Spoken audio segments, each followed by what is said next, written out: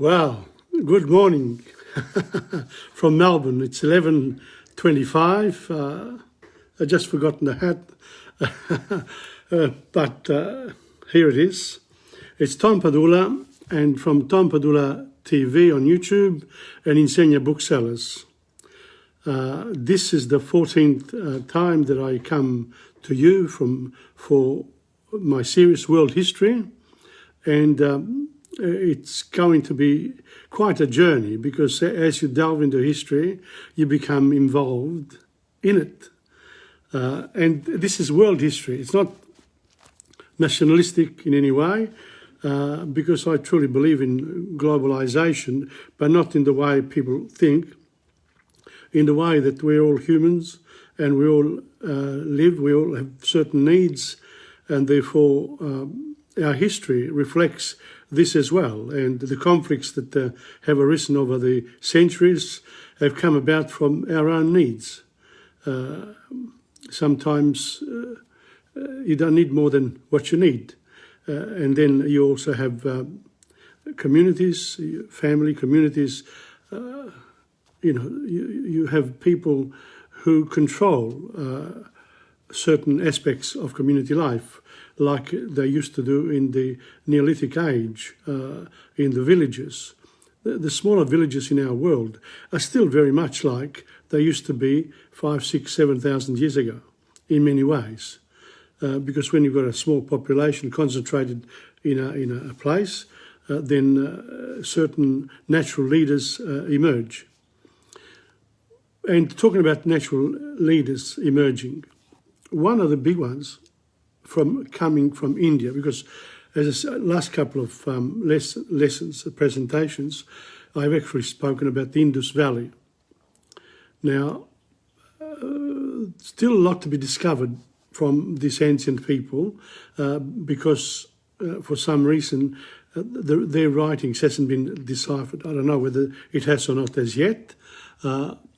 I'm very happy to say that a lot of the nations of the world now are looking into their own past in their own areas, and therefore what's happening there is that by you knowing your own history, you have a stronger identity.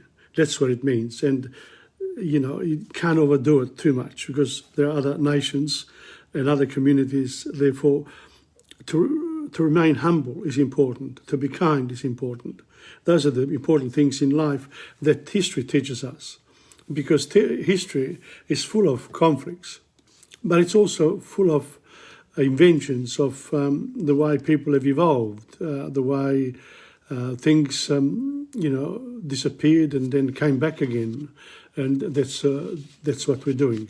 Now, I'm very happy this morning to see that Andrew, Philly, Curtis, Tolman, Benny, not sure, you're watching. That's good that you've come on, and I need a few people around to sort of, share my interest in world history. Today, I'm going to dedicate my time about the Indus Valley to Buddha. When I grew up, I always thought of Buddha as being Chinese. No, he wasn't. He was born in India. And he was born around 6 centuries before the birth of Christ. So Buddha has left a big mark in Asian culture in general, because his word spread. All the big religious leaders, somehow, then they get people who believe in them and who spread their word. So it's true of Jesus Christ, it's true of Buddha, it's true of Muhammad, it's true of a lot of other religious leaders. Confucius, we'll do that when we come to China, and I'll be starting on China next week. Because I just want to move around initially, just give a small presentation of various aspects of world history, and then maybe come back later, because I intend to keep going with this. Now, after this, I'm going to go to our own Indigenous people, and we're going to discover we're going to speak about food and water. Where do you find water in Australia? According to the indigenous people of Australia from way back, from 60,000 years ago, how that developed slowly again. And then finally, I enjoyed myself very much at Dora Marchese's place singing. So, because I teach Italian as well, I always mixed history, Italian. Welcome, Julie. Very happy to see you, that you're coming online. Okay, this is the 14th lesson presentation. If you really want to enjoy my development of this historical chronological era, it's important that you look things up. For example, today with Buddha, you can look him up. I've just looked him up as well online. There's a lot of information, but really your information is going to come from your own interest. And so therefore there'll be some singing as well. So that's, it's good. It's going to be a good hour. Now, I've just gone over a little bit over time with my presentation. Here we go. Buddha. We start the lesson, right? The presentation. Buddha, born this particular... I use different types of, because I'm a bookseller, of course, I'm surrounded by books, and history books especially. I've got so many of them. I pick up from the ones that deliver the goods. Okay. In about 563 BC, a child who was to change the history of India was born to the Raja of one of the little kingdoms that were created when the white, if you like, the people who invaded India in the Bronze Age from the mountains, from Sumer. I think, you got the Himalayas close by, so people came down to India, and they called them the Aryans, but anyway, doesn't matter. But as a result of all that, what happened was that India was split up into many regions, many states, which is true of the whole world. You can't, Australia, when I'm overseas, I'm Australian. When I'm in Australia, I'm from Melbourne. When I'm in Melbourne, I'm actually from Brunswick. And my place is from Coburg. So it's local. History is also local. It can go wider and wider, as you please. The child's name was Gautama. Gautama. So Buddha wasn't called Buddha straight away. And he grew up in the beautiful gardens of his father's palace in the foothills of the mighty Himalayas. So, as I said, it came from, the mountains. Somehow the mountains, I come from a mountain place, 753 meters above sea level in southern Italy. And I can tell you, when you're looking down from the mountain, you get a different view of the world, really and truly. But now that I'm on flat land, I don't think along the same lines. According to the old Indian stories, Gautama's father surrounded him with every luxury and tried to shelter him from any knowledge of the poverty and hardship of the world outside of the royal palace. Of course, he failed. Lucky for us that he failed. Like a lot of people, a lot of rich parents, they don't want the children to miss out on anything at all. And so they give them everything they've got. And some of them give them everything materially, and sometimes they're not there. And children need your time. That's what happens. So Buddha was surrounded by wealth, by beautiful gardens, by everything beautiful.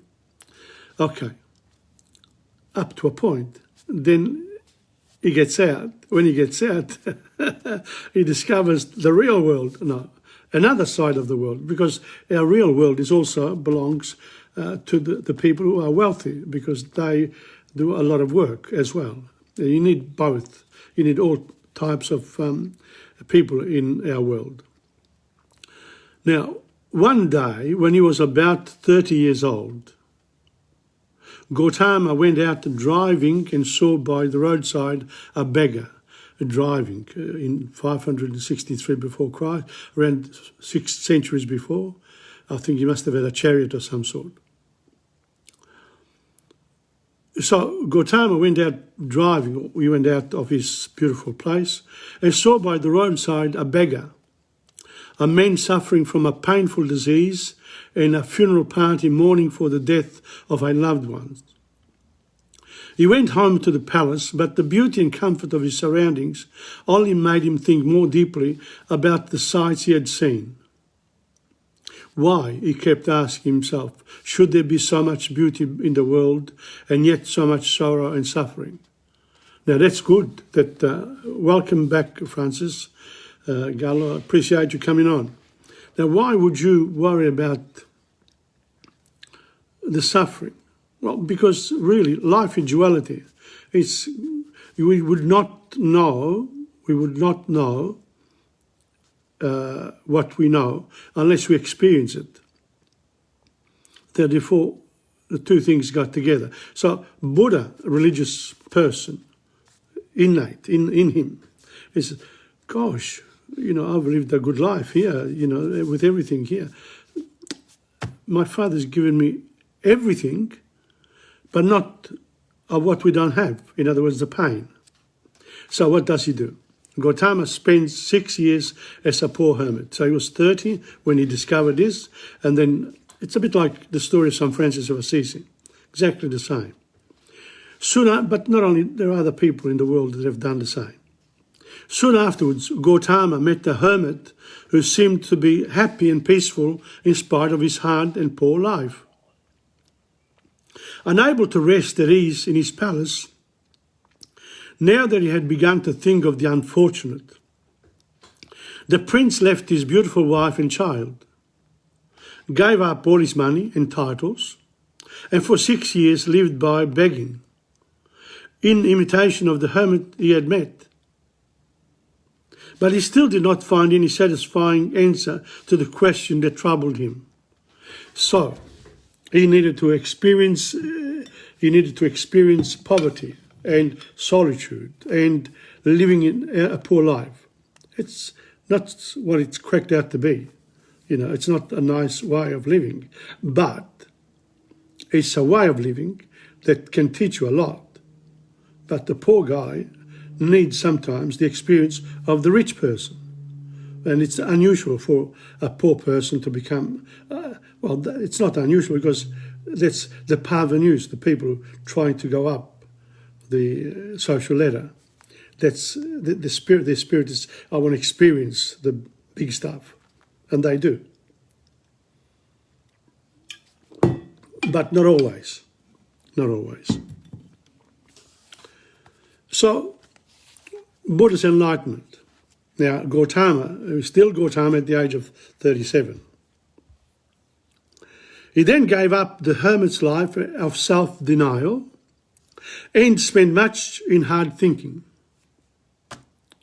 So my father was like this, the hermit was like that. I'm still not happy. At last, one day, when he was sitting cross-legged under a bow tree, he was sitting cross-legged, he didn't have a chair. Then suddenly flashed upon his mind what seemed to him to be the truth. Well, I always say that the truth is down at the bottom of the well. Can't see it. But this guy here thinks he saw it. Men could never be disappointed if he never wished for anything. That's beautiful. It's like an 11th commandment. You cannot be disappointed if you don't wish for anything. Beautiful. Perfect contentment could be won only by casting out of one's mind all wishes and all desire. But it's the wishes and desire that drive us to live. Otherwise, you become like a vegetable. But he's thinking, don't forget, when he's doing this, Buddha is thinking. He still has to eat and drink. All that sort of stuff. This experience Gautama called his enlightenment. So he went on his own. So did Jesus Christ. So did Muhammad. So did a lot of people who want to discover who they are and what is the answer to life. This experience Gautama called his enlightenment. I read a poem just in my last lesson called Enlightenment. So the experience Gautama called his enlightenment, and so he has become known to history as Buddha, which means the enlightened one. Buddha means the enlightened one, the one with the answers. Buddha preached his first sermon in the Deer Park at Benares, which is still a holy city to most of the peoples of India. Now, did I know about Benares?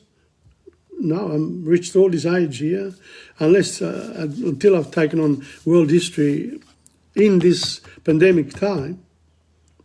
I didn't know where's Benares. Unless you've travelled, you should know. People who, visit Benares would be shocked by the fact that some people have never heard of it. Like Lourdes, unless you promote it, who knows? His preaching. For the rest of his life, he went about the country preaching to ever-growing bands of followers.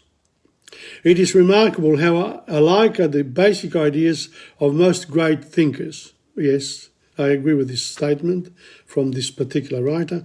One of Buddha's best-known sayings, for example, is, "Let a man overcome anger by kindness, evil by good." Do the opposite. Don't take revenge. Never take revenge, because that's in your favour. When people hurt you, they do you a favour. If you hurt back, you equalise. So if you leave it unattended, the other person's problem, not yours. Buddhism spreads under Emperor Ashoka. So he teaches, he preaches, but he can only do so much. Within 2 centuries, that's 200 years of Buddha's death, the numerous little kingdoms of India had been united into a powerful empire by a king named Chandra Gupta. Chandra Gupta. His grandson Ashoka became a Buddhist and did all he could to put Buddhist teachings into practice. And it's a bit like Roman Empire, Caesar gets killed, and then his nephew Augustus, because there was this thing about the leaders being like godlike figures, and their families then became the governors of their states. So that's where government comes from.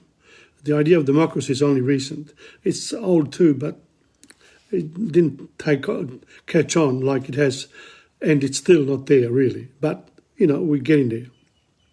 So Ashoka, his grandson Ashoka, became a Buddhist and did all he could to put Buddhist teachings into practice. Exactly like Constantine, when he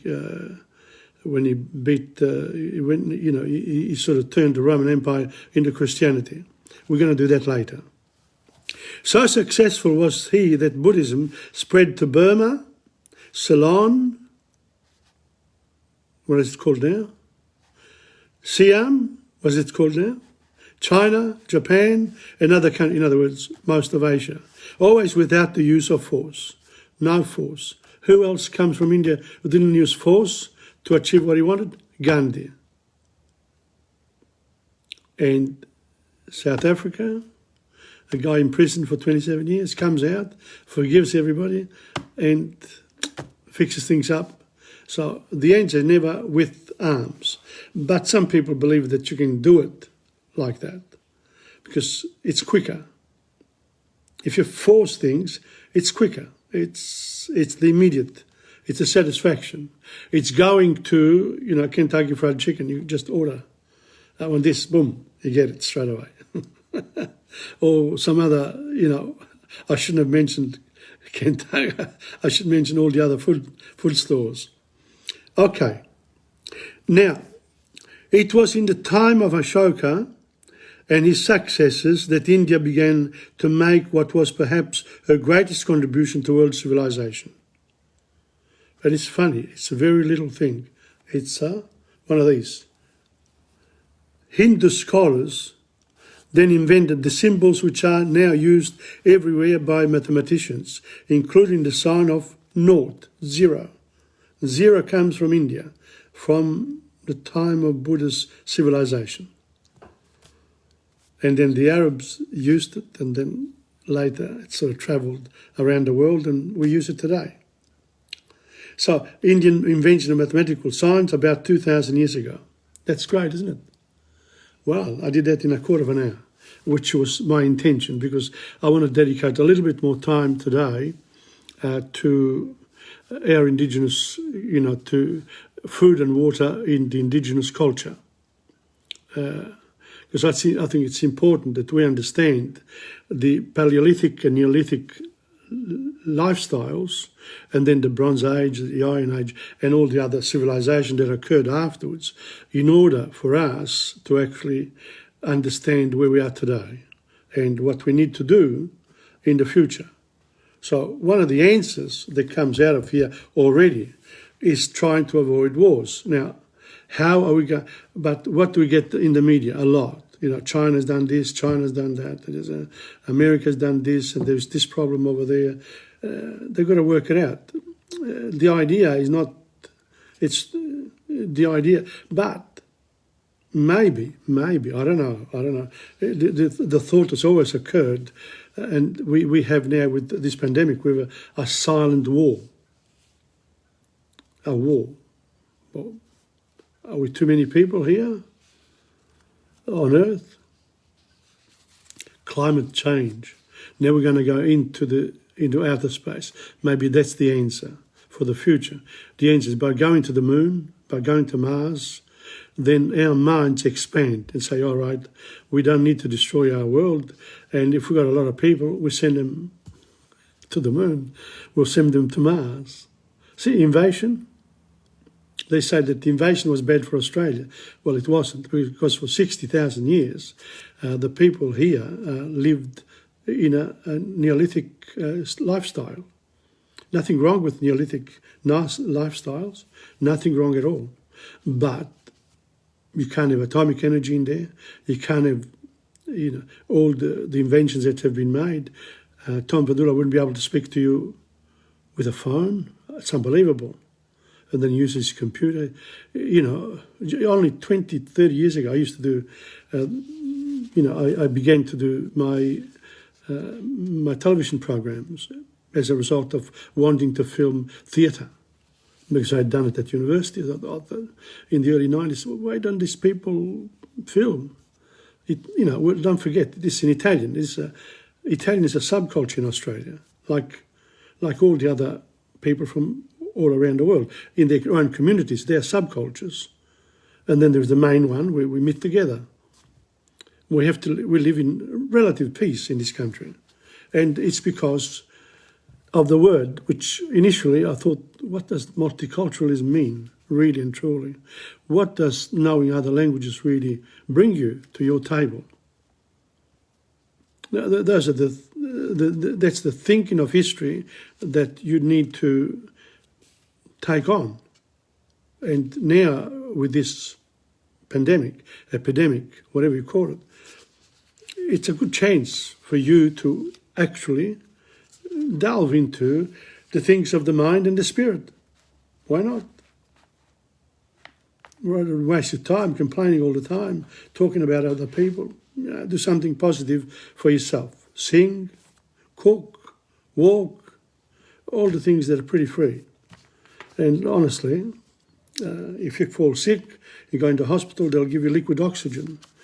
And you can get it in the garden free of charge. But don't forget, social distancing, stay away. From what? The garden is a pretty big place, so you can stay away from other people. But sometimes you meet them. We're going to totally isolate. Okay, well, that's it, Buddha. Now, I've done the Indus civilization. It's only a start. It's not something that, it's only a start. That's all it is. That's what my intention is, to bring about world history in the mind of ordinary people rather than just, concentrate on our national one. It's better to look around. Okay, now we're going to Australia. Okay? Water sources in dry areas. This was before the invasion, don't forget. In dry inland, permanent sources of fresh water were vital to Indigenous Australians. They were considered sacred, having been put there by ancestral beings. Again, ancestral beings. What are they? That's the religious part of the Indigenous people. They believe in ancestral beings. The dream time. And you find this in Africa.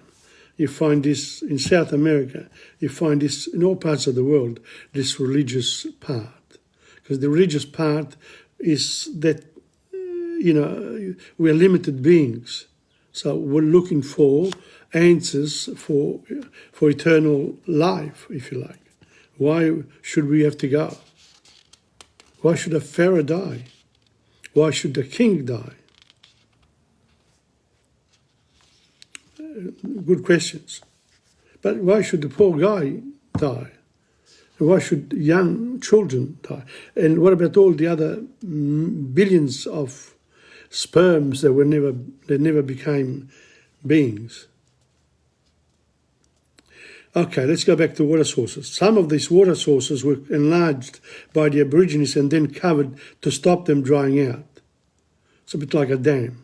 So we put a stone on top, we put other things to save water. A few sources were not normally used. So you always have a little bit more in order to save it when you don't have it. But carefully disguised and kept in reserve for very dry seasons. Okay, so we built a few years ago a plant that turns seawater into fresh water. I haven't heard anything, no one has mentioned it in the last 5-10 years. I don't know. There's a lot, it costs too much, and it's all part of government now. No one talks about it. That's what the Indigenous Australians used to do. Some parts, keep them secret because you don't want to use everything that you've got. Okay. Their exact location and the location of all water was taught to all the young people so that later in life they could find them in an emergency. A soak, now this is another type of water. So these are the water holes. A soak occurred where water seeps down through sand and finally stops on rock or clay through which it cannot sink. To get at the water, the Aborigines dug down through the sand, then waited until the water filled their hole. So if you go into the desert, for example, this could take a long time. If you dig the sand out, you'll come to clay or to rock. And then the water seeps through there and you get water in the desert. So basically sand, water, when it rains, goes down and the sand becomes saturated with water. So if you build, if you go down to the clay or the rock, then the saturated water goes into into the hole that you've dug. In rocky country, some rock holes held many hundreds of litres of sweet, cool water. So in rocky country, some rock holes held many hundreds of litres of sweet, cold water. And this applies to when you are in, let's say, when you get in the mountainous areas of Australia, where it snows, etc. But in summer, sometimes, but there, generally you can have streams, so plenty of water. So water, it has to be saved, but sometimes you don't need to save it. You get inundated with it. They were like storage tanks. The mouth of the tank was usually a natural hole in a rock slab. This was often kept covered with a flat rock to stop dirt and dust from blowing inside. Okay, reasonable enough. Where creeks flowed only after rain, Some Aborigines made small dams out of rocks and mud to make the water last longer. Not as in modern times, we can do that and keep it for a very long time. When travelling between water sources, the people had to take water with them. So if you're going to take water with you, how are you going to do it? You're not making bottles. So, as in other parts of the world, they used water bags made from the skins of animals or water carriers made of wood, including dishes, etc. But they also had ways of collecting water when they were far from dams or wells. So how did they do it? A simple but very slow way to get water was to get up early in the morning and shake the grass wet with dew over a wooden dish. Go out into the yard early in the morning, get some grass, squeeze it, see if any water comes out of it. Another way was to dig beneath the surface of a clay pan to find a certain type of frog. Wow, a frog. That's a water bag there. Whenever it rained, these frogs swallowed a lot of water, then buried themselves to wait out the next dry period. They lived, I don't know why. When they were squeezed or cut open, the water poured out. It was fresh and drinkable. Never heard of this one before. When we go out, maybe we should bring some frogs with us. When you go to the desert, get a few frogs, give them water, and carry them with you. When you want water, oh, Jesus. Unbelievable. People could get water from certain plants, another source of plants, but in the desert there aren't many plants. For example, the mallee tree had long roots running just below the surface of the ground. Yes. Aborigines dug these up, then broke them into short bits and held this up in the air.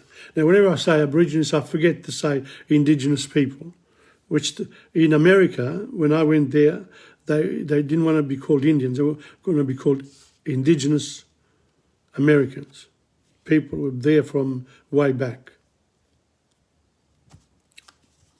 Aborigines is our term, but, so we say indigenous Australians, people from Dreamtime, whatever. Aborigines dug these up, then broke them into short bits and held this up in the air. So if you go to a tree, you dig the roots, then the water slowly seeps down. The end which grew furthest away from the trunk of the tree was at the top. Soon drops of clear water dripped from the bottom end. The needlebark tree was used in the same way. So the mallee tree and the needlebark tree. You can dig up the roots and you can get fresh water out of them. Other trees, the mallee oak and the bottle-shaped baobab, the big fat ones, trunks, were like living water bottles, big ones, more like casks. When it had grown to a thickness of 15 centimetres, the trunk of the mallee oak was partly hollow. Water drained down into it through holes where branches joined the trunk. To get at the water, the Aborigines tied a bunch of dry grass to a spear and poked it through one of the holes. The grass acted like a sponge and soaked up the water, which could then be squeezed out.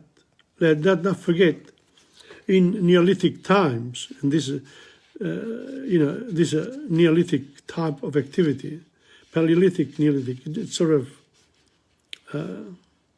Stone Age type of activity. Your main worry is to get food and water on a daily basis. And if you can last a little bit longer, then you're a Neolithic person in the village.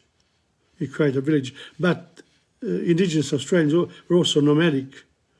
But then what we discover later is that they actually had a particular type of territory to them, to their own tribe. So therefore Australia was subdivided, a bit like what we've done now in modern times. What we've done, we've created states, then suburbs, cities, whatever, and you divide them up. And the same with the Aborigines did the same thing, the indigenous Australians. However, in all the 60,000 years, there never were more than 1 million in the whole of Australia. Plenty of land to share. Okay, so think about that too. When we say, there is enough land to sustain population. Well, there is, because when women arrive in a particular place, they create communities, they can do all sorts of things in order to build up a civilization. Just think of Las Vegas, in the middle of the desert.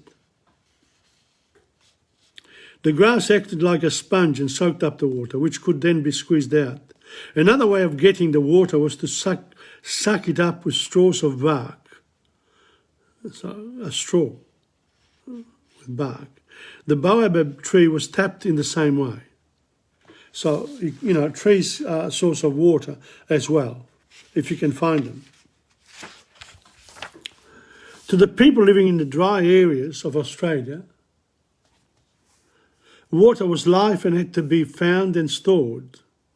Aboriginal life was based on a detailed knowledge of the ways of the land. Thus, the people could find, use and conserve the natural supplies of water.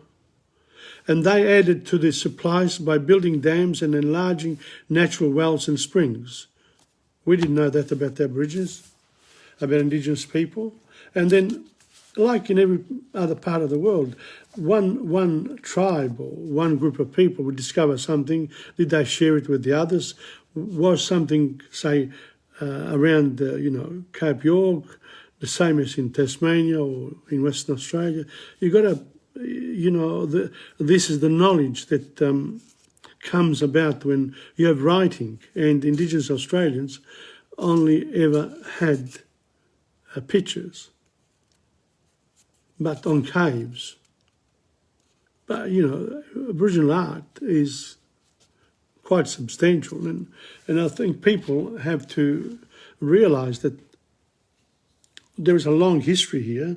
We can learn a lot from Indigenous people. Unfortunately, a lot of their knowledge has been lost, including the languages, which is a pity.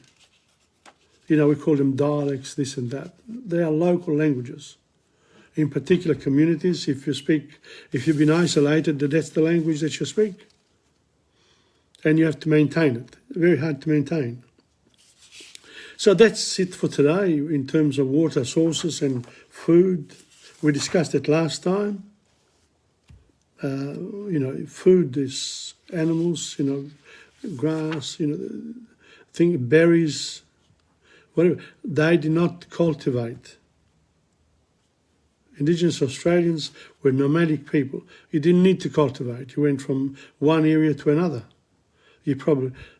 For your tribe, you probably had 3 or 4 areas. You lived in one for a year, and then you moved to the next one. But your neighbours had the same sort of thing. So they didn't come to yours without your permission. So, you have to take these books with a grain of salt, in a way, because some people put into the books their own prejudices, but they don't do it on purpose. Mind you, people try to be fair, writers, etc., unless they're ideological in nature, and therefore they only push their own wheelbarrows, and a lot of people do that. So you have to distinguish. For example, we talk about the media, the newspapers, etc. When you only got 1 or 2 people controlling all the media, you got a problem. But when you've got 5, 6, 10, you got no problems at all, because everyone expressed their own opinion, and then it's balanced. So multiculturalism should be a worldwide movement, But some of the old cultures, China is a big one. You got the walls. You think the walls are for protecting yourself against the people from outside? No, the walls are to keep the people inside and controlling your area to the maximum. And it also then does the other job too. But politically, it's more to keep the people in. A bit like the medieval castles. They controlled the people inside. And everyone had to listen and follow what the nobleman in the castle, the leader, was. Otherwise, they would get punished severely. Okay, now, number 3. This one here, I've enjoyed it. It was a couple of nights ago.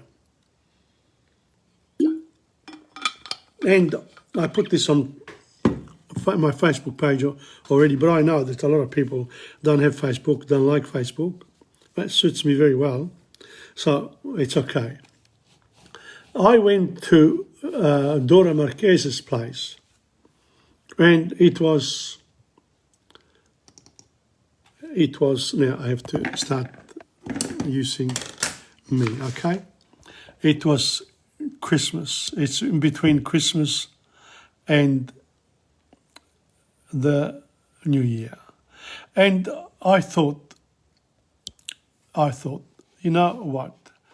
And I'm going to do this. I thought, I'll write her something, but it's in Italian. But I'm going to read it to you. And I'll even translate it. It's a private thing, but I think Dora is such a special person. She deserves all the accolades she gets for being such a wonderful person, honestly. Here we go. Carissimi Dora e Rino, in queste occasioni delle feste natalizie ci siamo riuniti alcune volte per celebrare queste giornate di gioia e di allegria. Lo abbiamo fatto per molti anni insieme ad Angelo. Adesso continuiamo anche nel suo nome. So on the occasion of these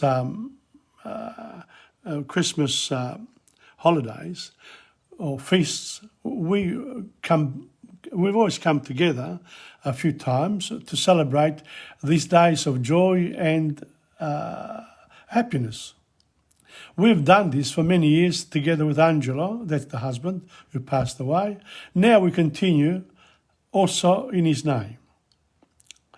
Sarà sorpreso del fatto che cantiamo insieme e cerchiamo di rimanere positivi in queste circostanze e per tutto l'anno.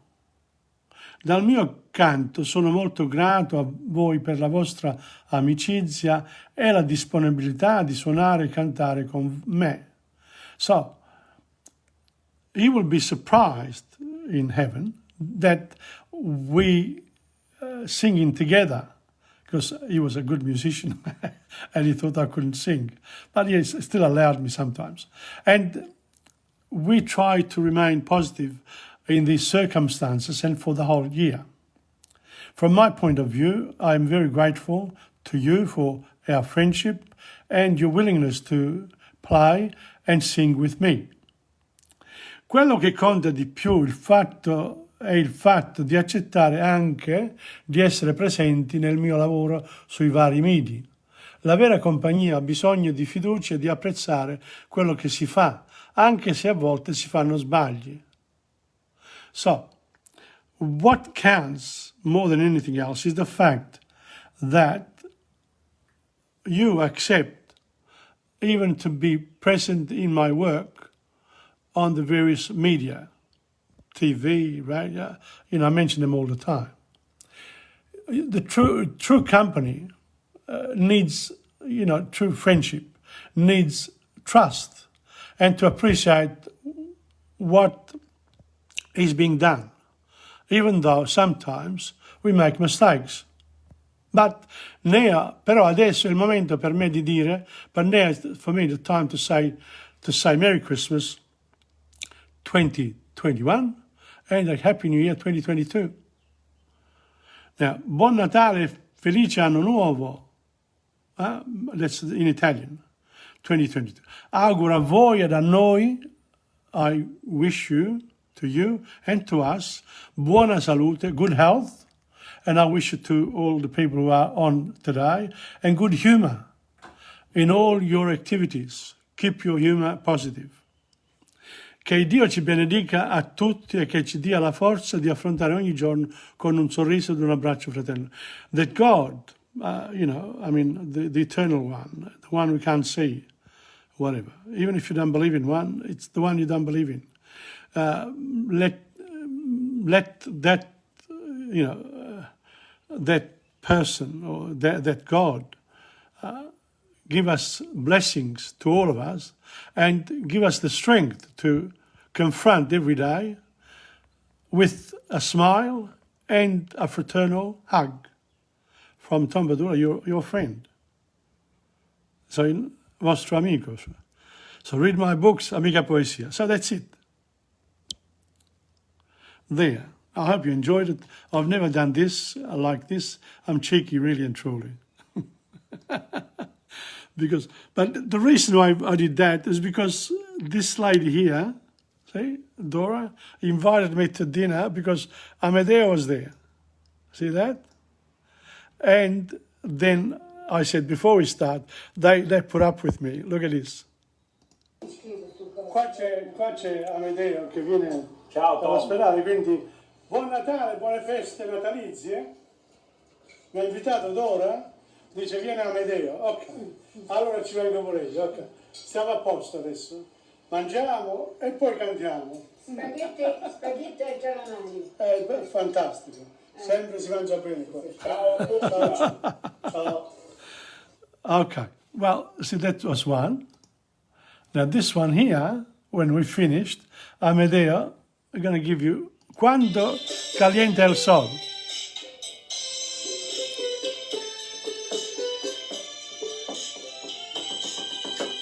Quando calienta il sol aquí en la playa, siento tu cuerpo vibrar cerca de mí. Es tu palpitar, es tu cara, es tu beso, me estremezco. Cuando calienta el sol aquí en la playa, siento tu cuerpo vibrar cerca de mí. Es tu palpitar, tu recuerdo, mi locura, mi delirio, me estremezco. Cuando calienta el sol.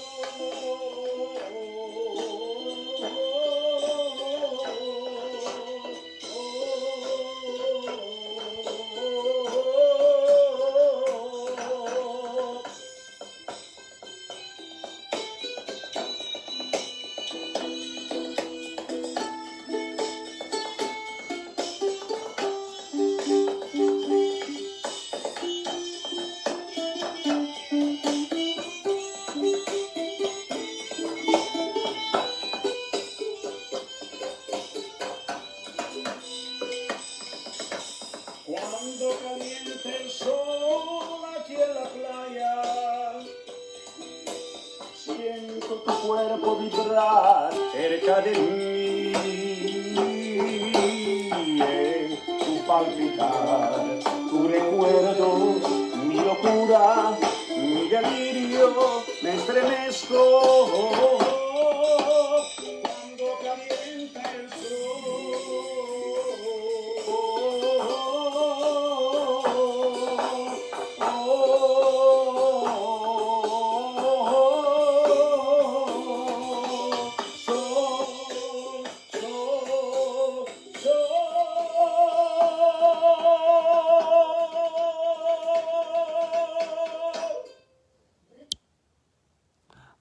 See, Amedeo is a professional. They always stretch the words, It's great to be in company of people who know their, whatever they do. Now, this one here, then after this, we continued. I had to get into the act, of course. And here we are. E qui comando io. Ok. Quelle stradelle che tu mi fai fare, cara Rosina, quelle stradelle che tu mi fai fare, cara Rosina, le devi pagare. E questo comando io, e questa è casa mia, ogni di voglio sapere, ogni di voglio sapere, e qui comando io, e questa è casa mia. Ogni di voglio sapere chi viene e chi va. Devi pagarle con sangue e dolore, finché la luna, devi pagarle con sangue e dolore, finché la luna non cambia colore. E qui comando io, e questa è casa mia, ogni di voglio sapere, ogni di voglio sapere. E qui comando io, e questa è casa mia, ogni di voglio sapere chi viene e chi va. Quando la luna la cambia il colore, vieni che l'ora, quando la luna la cambia il colore, vieni che l'ora di fare l'amore. E qui comando io, e questa è casa mia, ogni di voglio sapere, e qui comando io, e questa è casa mia, ogni di voglio sapere chi viene e chi va. E qui comando io, e questa è casa mia, ogni di voglio sapere, e qui comando io, e questa è casa mia, ogni di voglio sapere chi viene e chi va.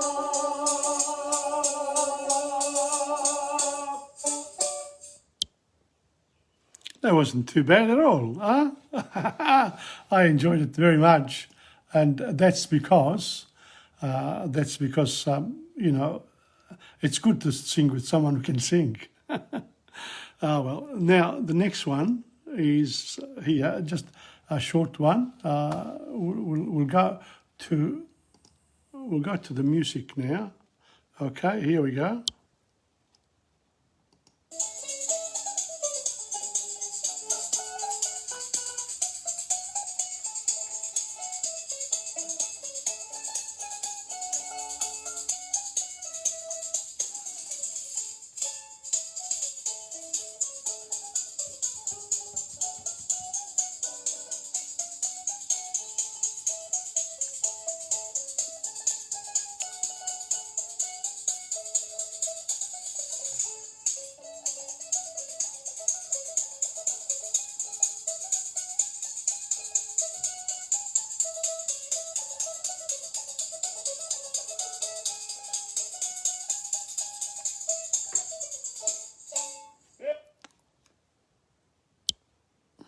That's called a polka vigianese. That's Angelo and Dora used to play it. Was a very short one, that one there. But let's have a look now. What we got next? With that, this one here. You'll enjoy this one here. I loved it. It's called Rosamunda. Here we go. I am in real good company tonight because it's between Christmas and the New Year, and we're going to welcome the New Year by giving it some songs which I will use in my programs. And this time it's the turn of Rosamunda. Let's go, Dora. Rosamunda, Rosamunda, che magnifica serata, sembra quasi preparata da un'amata dedicata. Mille luci, mille voci, mille cuori strafelici, sono tutti in allegria, oh che felicità. Rosamunda, Rosamunda, questa polca indiavolata, ogni coppia innamorata, fa danzare, fa cantare, se una scossa ti scompassa, bella mia non farti rossa, la nascia di baciare, e il nome del Dio, Rosamunda se mi baci tu, Rosamunda non resisto più, tutte le coppie cominciano a far, più non mi trovo a saltellar. Rosamunda tu mi fai gioire, Rosamunda tu mi fai stordire, sotto le stelle a cuore, è tanto bello il nostro amore. Rosamunda, tu sei la vita per me. Rosamunda, tutto il mio cuore per te. Nei tuoi baci c'è tanta felicità. Più ti guardo e più mi piaci, Rosamunda.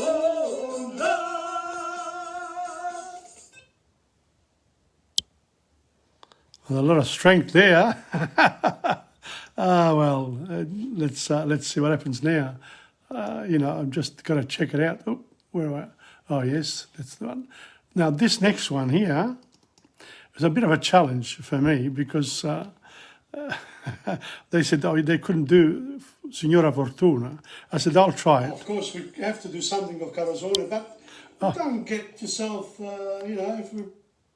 So, Carosone, it's Carosone. The next one will be me. Okay. This one here, Guaglione it's called. Make a few mistakes here and there, don't worry.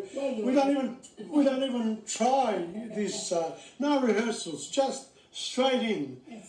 Guaglione. Come on, Dora, let's go. Stai sempre puntato camminata via.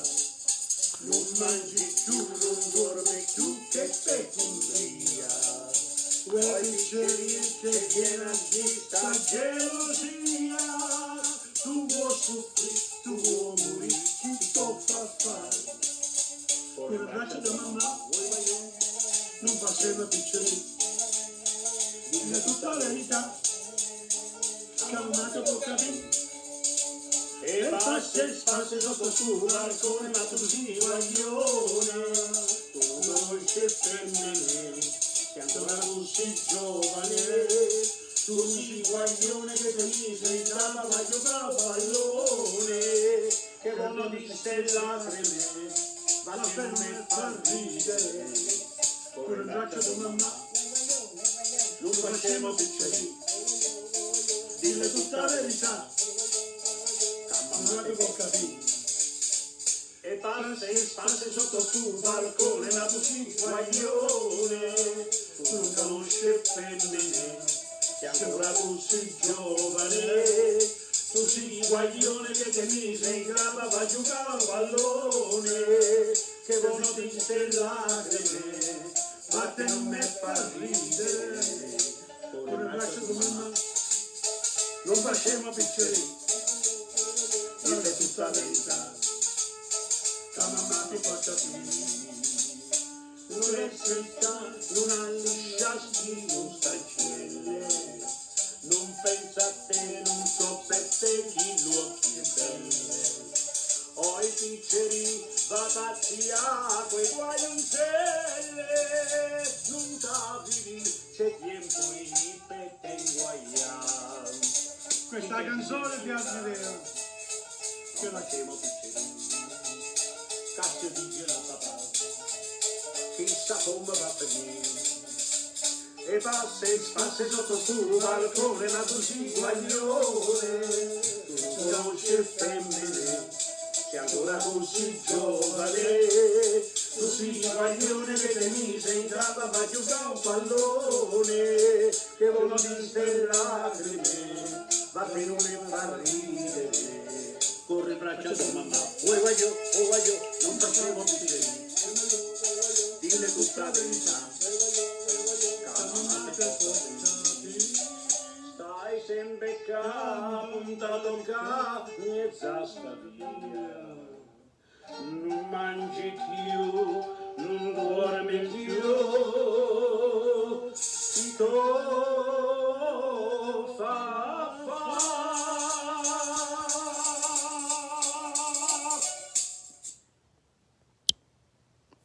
I picked up on that one there because my lyrics, the lyrics that I have, had one stanza missing, and Amedeo knew the rest of the song, so I thought he had added it on as we moved. But no, it's the lyrics have to be looked at. Now this one here will actually be the Signora Fortuna one. I think that's the one. Rina and Dora are going to play one of Claudia Villa's favourite called Il tuo mondo.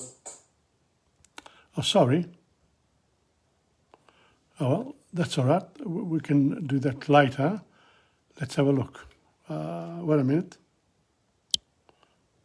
No, I'm not happy with that. What did I do wrong here? 247. Wow. This one here is what? This song here, we're going to do an experiment because... that's the one. Amedeo is a professional, as you know, and I am not. I'm not. And Dora doesn't really know the actual music, but I said, are we going to try it? I'm going to sing it so that to show them how I learn my songs. Here we go. Signora Fortuna. C'è una strada chiamata destino che porta in collina. C'è sul colle una casa argentata dal chiaro di luna. Chi va in cerca d'amore vi trova una fata divina, che è signore del bene e del male e si chiama Fortuna.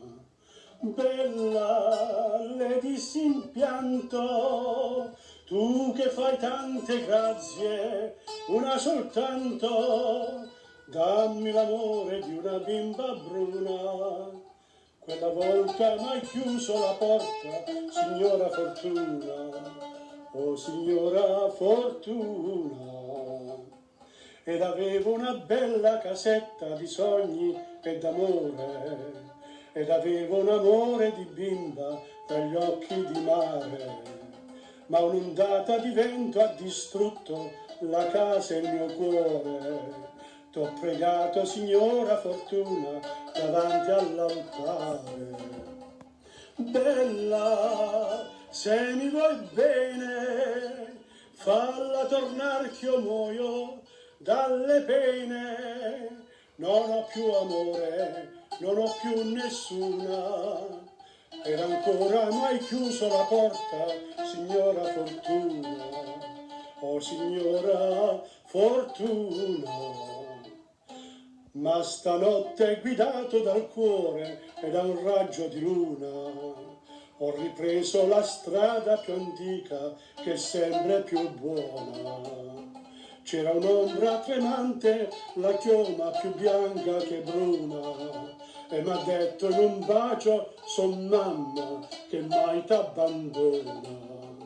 Mamma, Fortuna mia, questa è la migliore grazia che ci sia, perché di mamma ce n'è solo una.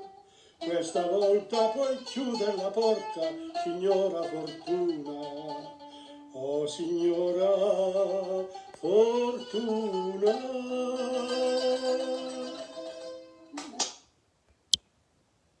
That wasn't too bad at all. Now we can go to Reno. See, the thing is, the problem with all this is that sometimes, oh gosh, okay, here we go. This is for Reno. There we go. Reno and Dora are going to play one of Claudia Villa's favourite called Il tuo mondo.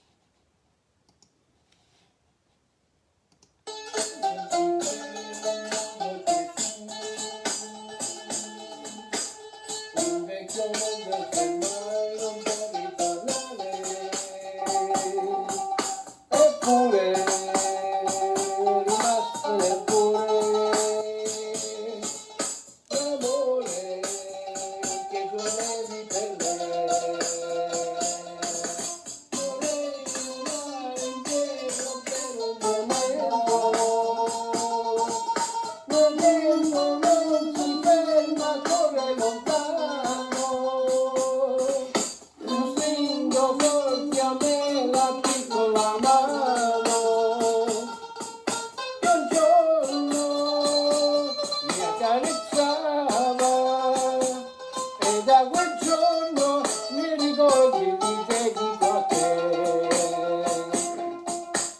Eri bambina ma tu mi insegnavi a capire tutte le cose che tu sapevi da sempre. L'amore, l'amicizia e il dolore, ricordi imparati da te. Vorrei tornare indietro per un momento,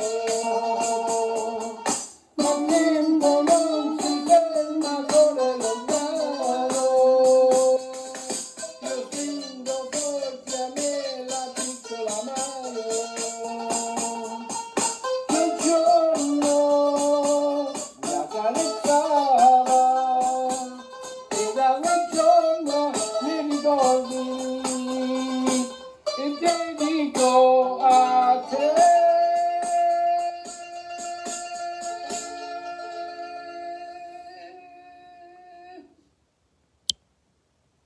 Now, that was beautiful because the two of them have been, have been at it for a long time. I'm going to do something that I haven't done before. I'm going to go over time because this is the last song, and I'll put in and then I'll conclude.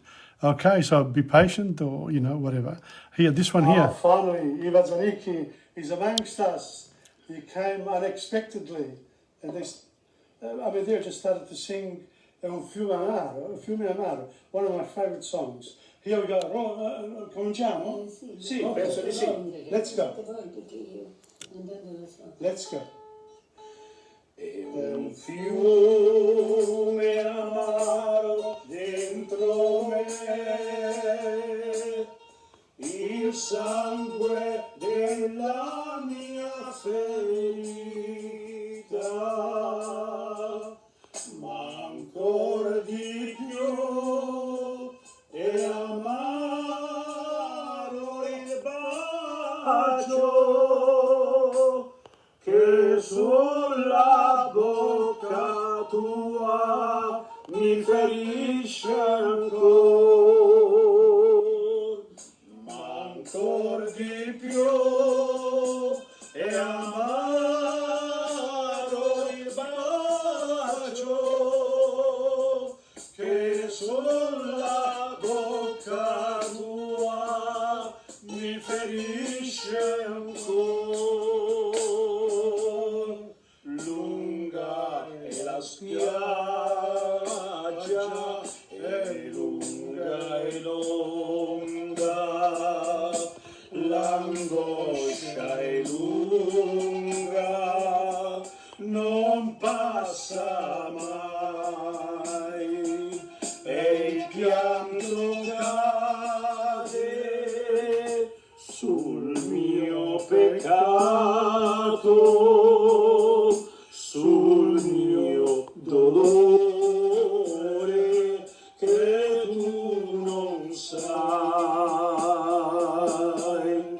È un fiume amaro dentro me, il sangue della mia ferita, ma ancora di più è amaro il bacio che sulla bocca tua mi ferisce ancora, ma ancora di più è amaro il bacio che sulla bocca tua mi ferisce ancora, e tu non sai.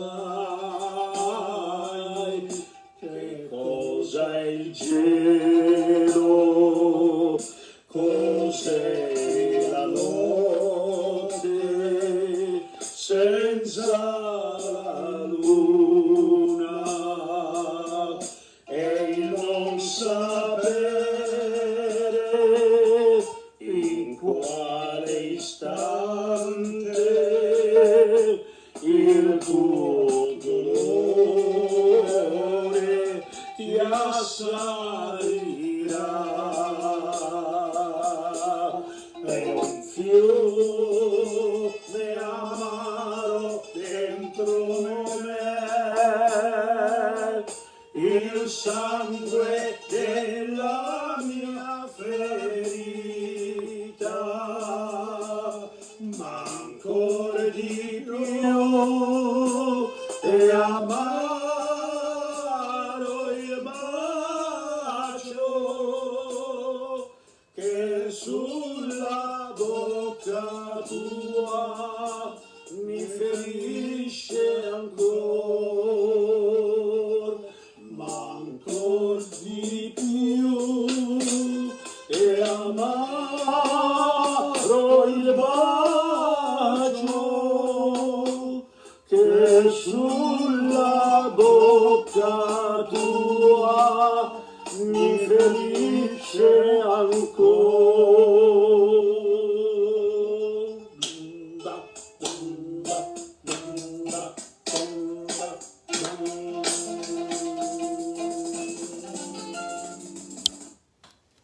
Well, I went over time, but it was worth it because that's why I fitted everything in this program. Thank you very much for watching, Julie, Francis, Angela, and for the comment, Julie, and a couple of other people came on. But don't forget this series now. This is number 14 for World History. I've done Dante. On Sunday it'll be Dante. Same time now, 11:25 to 12:30 in the morning, middle of the day, to line up with my Insegna Booksellers work, and I'll be able to use this time here, even the other times in other days to do different things. So on this note, I'm very happy that that we've come to the end of 2021. It's been a positive one for those people for whom it has been positive. And so for some people, unfortunately, the ones who are sick and so much trouble around with this pandemic. But I wish you all the very best for the new year, hoping that we put 2021 behind us with good memories. And, if you've got negative memories, well, cherish those because we learn from those. Okay, so ciao a tutti, and don't forget my Italian lesson on Tuesday. That's important, okay? And go to it. Ok, ciao a tutti, ci vediamo la prossima volta. Ok, buon anno, buona fortuna. Let's have a good, joyous and happy 2022. Ciao da Tom Padula, TomPadulaTV on YouTube and Insegna Booksellers. Ciao.